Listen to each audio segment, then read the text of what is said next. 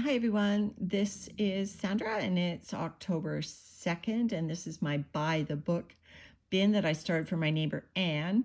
If you remember, I was using it to demonstrate how adding and mixing in some of the microbes contained in the vermicompost, the castings, into your food area greatly speeds up processing. And then I had to call the experiment to a close. I think we did demonstrate that. But not only did this bin need more food than I could give them in those two little bake cups, but also we were heading out of town. So we have been out of town. This has been 18 days since my last check-in on this bin. And I was worried about moisture, so I gave the worms a nice moist watermelon. Because I didn't want to lose any of the worms that were still in the bake cups, I just left them in the bin with the holes, there for the worms to crawl out. I've now taken one of those bake cups out, made sure it was empty. I've used it in one of my other bins. All right, so coming in here, I see a bit of a depression where I put the watermelon. I see drying on the edges, always a risk in a bin that isn't built up with castings, that they will dry out. So I assume this bake cup, which was my experimental cup, will also be devoid of worms now. And yes, it is. There's no more food in here. There's no more worms in here. So this bake cup can go on to life elsewhere, back to being just a bake cup. And let me just turn over this dry material in the corners and see what the worms. Remember, I started this bin with just 125 worms. So there they are in the corners that are relatively dry.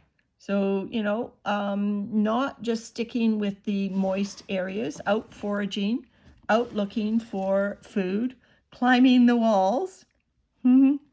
That's all right. So there is good moisture in the center of this bin. And that's great. It's a sign that this bin is maturing. The vermicompost is holding the moisture. Can you imagine, after 18 days, when this bin first started with just 125 worms, I was finding I had to come in midweek to moisten. Oh, and look at this one going over the top. Oh, no, you don't. Oh, no, you don't. Come on, back, back, back. That's what I say to my dog. Back, back, back. Okay, down you go. Come on. There, he's down. Probably he'll climb right up again. Anyway, so I was having to come in and dampen this bin midweek in the beginning, because with only 125 worms, the castings were not accumulating fast enough. But now I think we've got two things. First of all, the worms have been in here a few months, so the castings are starting to accumulate. You can see the castings as well as egg grit there between the shredded cardboard. But also the worms will have been multiplying. And let's look in the center where I put that watermelon next, and we'll see, are there still worms near that center watermelon, to give us an idea of how many worms we have in this system. So I think this was the watermelon, may still be in a watermelon shape. Not getting a worm ball out of it. Definitely getting a worm cluster. Is that a new word? A worm cluster. So there are definitely worms clustered here, but we can't really get a hint of how many worms there are if we don't have a worm ball. Patrick tried to show us how many worms were at 100, 200, 300. Well, unless the worms behave and all stay together, they are not going to be easily counted. So yeah, so this was the area that I fed the watermelon. Of course, after 18 days, no sign of it. Never say never. Maybe that very outer rind will still be in some of these clumps that I'm loosening. No, this is just cardboard. It's cardboard, shredded cardboard.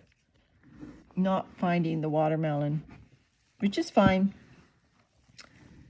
It's a good sign that the worms had probably, just enough food for the holiday. It kept them moist. It kept them nourished. There's my feeding marker.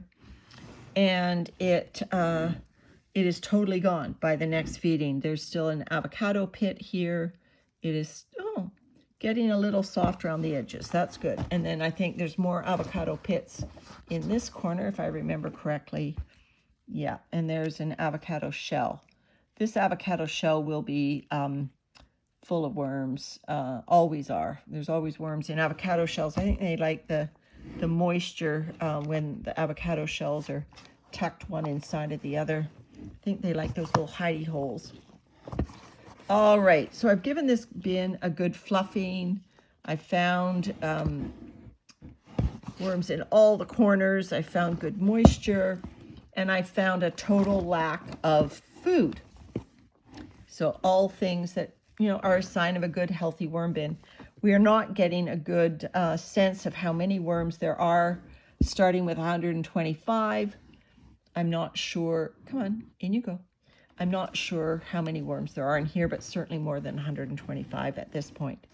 All right, so let's feed on the end this time because these ends tend to dry out. So we'll feed on the end. All right. I have shredded cardboard, but I also have all this newspaper from our apples that I want to use up.